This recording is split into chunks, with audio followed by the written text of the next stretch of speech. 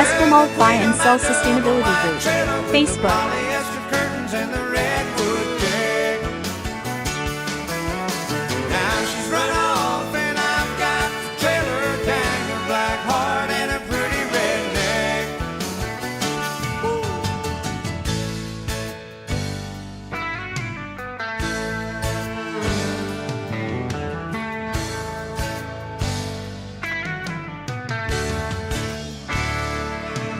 Well, a few nights later I run into her with some stranger on a park bench. She said he rebuilds engines and his name is Earl. He's the Charlie Daniels of the torque wrench.